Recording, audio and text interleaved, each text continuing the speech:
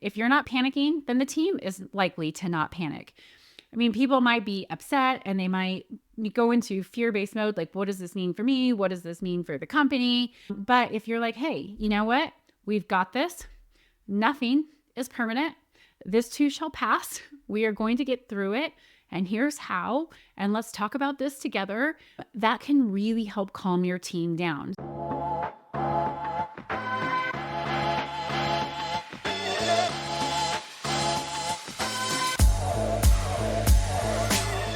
Hi, and welcome back to Reflect Forward. I'm your host, Kerry Siggins, and I'm so glad you are here today. Today, I want to talk about mastering the art of bad news, because as leaders, we are faced with having to deliver bad news, and we're also faced with having to receive bad news from time to time. Hopefully, it's only from time to time, but let's face it, there are financial losses that happen. There are project setbacks. There are organizational changes. People leave the company who you don't really want to leave, and when someone has to deliver that bad news to you, it's really imperative that you receive it well. And then when you have to talk to the organization, the broader organization about what's going on, you have to be able to deliver that bad news in a way that is effective, the way that builds trust, the way that calms the team down, and the way that builds respect within the organization. So how you manage yourself in these situations is really important. You need to respond and not react, and then you need to be able to guide your team with confidence during these difficult times.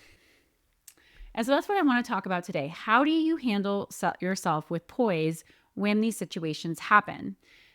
So my first tip is to pause before reacting. We don't want to react. We want to respond. When we respond, we're much more thoughtful. When we react, we let our emotions take control of us. And we typically do not handle ourselves in the way that we would like to look back upon and say, oh, I did that so well. So if you want to look back upon yourself and say, I did that really well, you need to just pause for a minute. Now that typically as a leader has to be in the moment. You don't necessarily get to say, okay, you just delivered that bad news to me. We're not going to talk about it. I'm going to come back.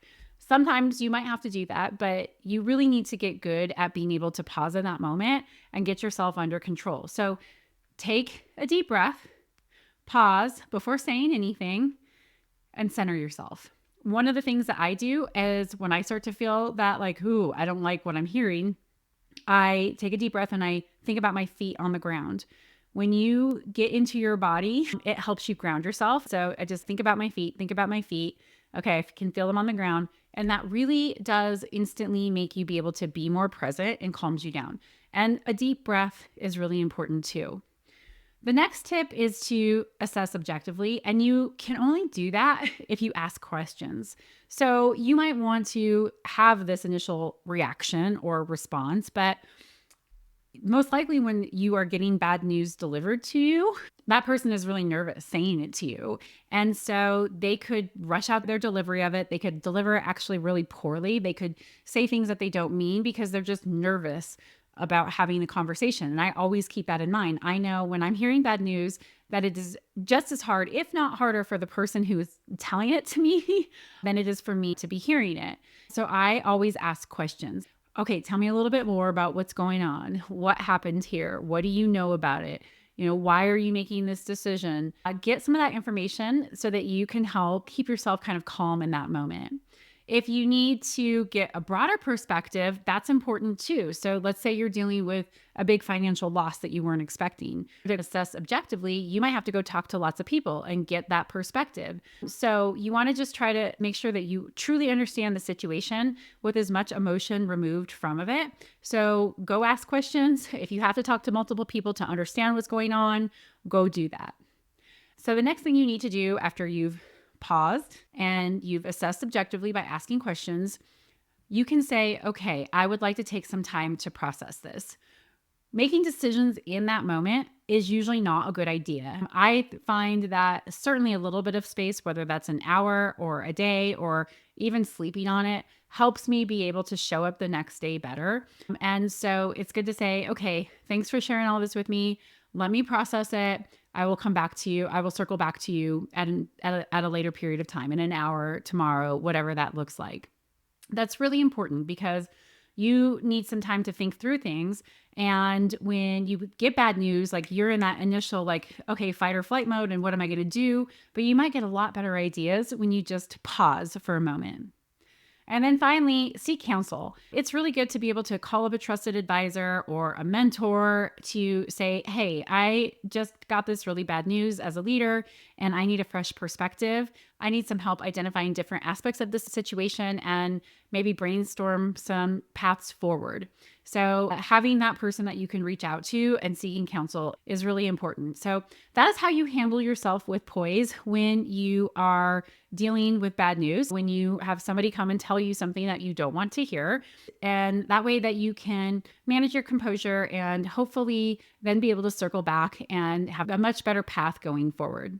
Now, I just practiced this. I just had bad news delivered to me recently, and I had to really use this in the moment. But it was really powerful because I feel like I handled it well in the moment. I asked a lot of questions. I paused and said, okay, I got to come back to it. I got some advice, and then I was able to show up the next day so much better with a plan of attack to be able to say, okay, here's how we're going to address this. So it's really important to stay poised when you're delivering bad news.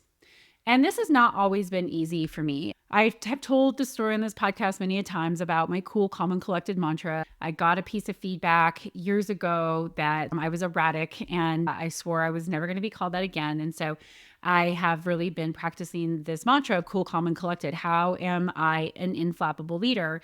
And this is really important when you are dealing with tough times, moments of crisis, or, tough stuff in your company.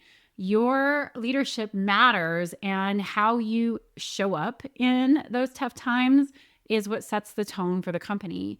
I find that I perform my very best in very difficult situations.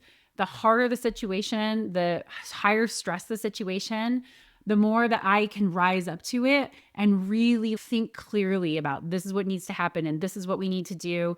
But not everybody's like that. And so you have to give yourself time. But the only way to be able to do that is to stay cool, calm, and collected.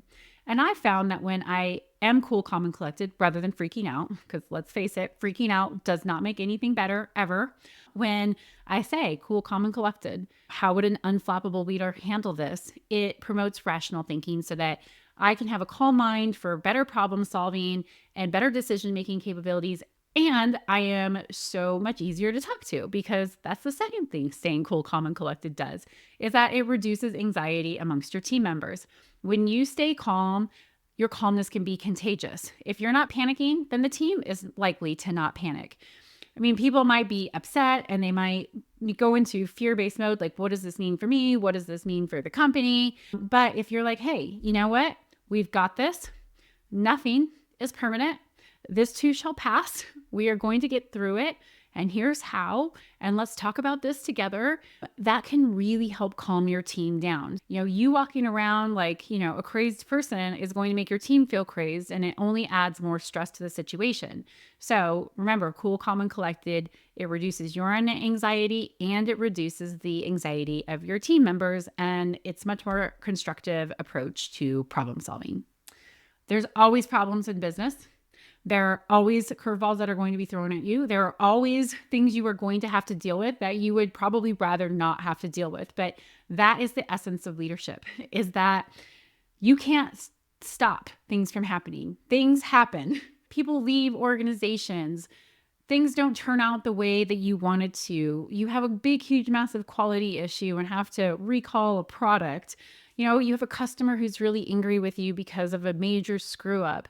All of these things happen in business. And while we work hard to try to minimize them, that's just impossible to never, ever deal with a crisis or a hard situation at work. So just remember that part of leadership is building that resiliency to be able to handle it.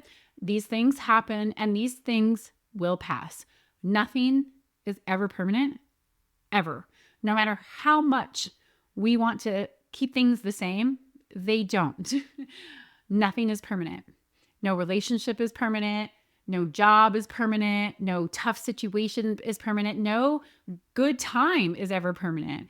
Everything always ebbs and flows. And that perspective really helps me keep a more rational mind going forward when these tough things do happen.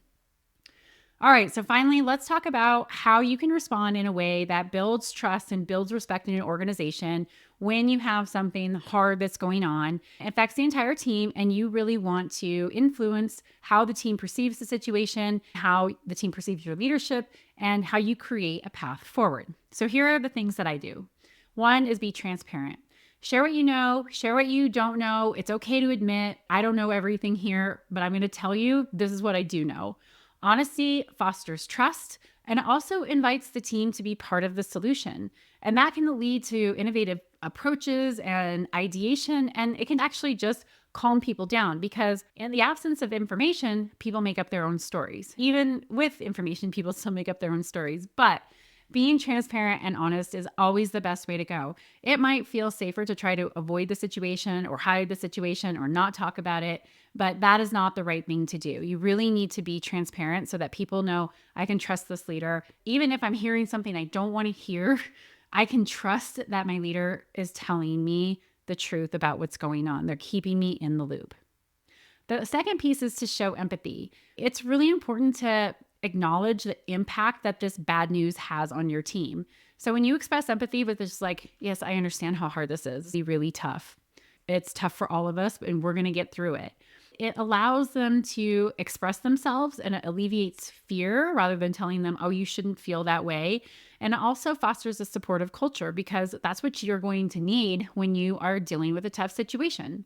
I'll never forget the worst news I ever received for the company was when we were hacked back in 2020. It was such a difficult situation and people were so scared. And I just tried to show so much empathy to that fear because I felt it myself. And by doing that, we created this really supportive culture that pulled us through it. And it was so incredibly amazing, the teamwork that happened. Being empathetic to what all of our teammates were going through to get through it, there's no way that we would have fostered that type of culture where everyone came together and said, we're going to get through this. The third thing is to empower your team. When you're being transparent and you're telling your team what's going on, that's a great opportunity to say, hey, will you help me craft a solution? It's my favorite thing to do. I love to ask, what would you do here? Just recently, when dealing with a situation here, I called up one of my employees in Europe, an awesome team member who's worked for us for years. And I said, hey, here's what I'm thinking about how to deal with this situation.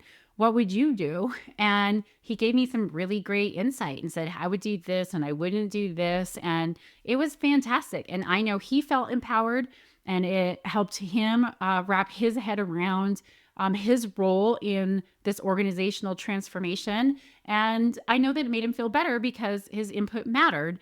And so it was really empowering for both of us. So when you empower your team to help you by being transparent and asking them what they think, it actually empowers yourself too to go, okay, I feel more confident in making this decision to go forward. And then finally, number 4, always follow through on your actions. It's one thing to discuss the bad news and talk about the potential solutions. You can outline a plan, but if you do not follow through on doing what you say you're going to do to fix the solution, resolve the solution, make whatever change you need to make, it lets the team down. It makes you lose credibility. Accountability shows that you are proactive and that you are dedicated to overcoming the obstacles or overcoming whatever challenge is happening. So if you make a commitment that I am going to do this, I'm going to follow up with you in 3 days after we've had a chance to process this and we'll talk about it, make sure you do that in 3 days. If you say, I'm going to pull a team together on Monday morning so that we can talk about this as a group, make sure you do that. When you say, I'm going to go resolve the problem this way and I'm going to circle back and I'm going to let you know what happened, make sure you circle back. It's really important to follow through on that action because if people don't hear back from you, if you're not communicating regularly, then they're going to think something is really wrong and they're going to tell themselves that story. So make sure that you follow through with your action plan, with whatever commitments that you make. So those are my tips for receiving bad news and delivering bad news. I think overall, the most important thing is that you need to really create that psychological safety to earn respect. And you have to do that by responding effectively to bad news. And to do that, you have to create an environment where people feel safe, where they feel safe to come and give you bad news, where they feel safe to express their concerns, where they feel safe to propose solutions, without the fear of negative repercussions or judgment or being left out or any of those things that people fear. So as you're thinking about how to create that psychological safety, I encourage you to have open communication. Let your team know that their voices are valued. These open lines of communication can really lead to new ideas and insights, and it makes navigating through tough times so much easier. The next thing into creating psychological safety and earning respect in tough times is to lead by example. You have to demonstrate resilience. Right? If you fall apart, your team is going to fall apart. So you have to show your team that you can face any challenge head on. And when you do so, it gives them the courage to do the same, that they can handle whatever change is coming. They can handle the bad news. They can handle the outcome. They can handle the work that needs to be done to address the situation with confidence, with resilience themselves. And then finally, always acknowledge the effort. Always say thank you. Thank you for helping me with this. Thank you for working through this, for putting in the effort. Regardless of the outcomes, say thank you. Acknowledge the team. When a company is going through something hard, it is really easy just to put your head down and get things done. And sometimes the problem exists for a while, and you might not acknowledge effort and say thank you enough. And it really does create that psychological safety. And people will respect you more as a leader when you say, hey, I really appreciate your effort during this tough time. Thank you so much. It absolutely boosts morale and strengthens the loyalty your employees will feel to you. So hopefully this helped give you some tips on how to handle bad news more effectively, how to navigate it like a pro. Because remember that when you handle it well, not only does it help you with the immediate challenge, but it also helps you strengthen your reputation as a capable, cool, calm, and collected leader. When you stay composed, when you are transparent, and when you create that inclusive environment to solve the problems, you can guide your team literally through anything and emerge stronger on the other side, even though it isn't always easy. All right, with that, I will leave you to your day. Thank you so much. I hope you enjoyed this podcast. If you like it, please write a review, subscribe to it, go to YouTube and subscribe to it, share it with a friend. I really appreciate it. And if you like tips like this, please get my book, The Ownership Mindset, a handbook for transforming your life and leadership. You can find it on Amazon. It's filled with all kinds of actionable advice, just like these podcasts. So thanks. We'll see you next week.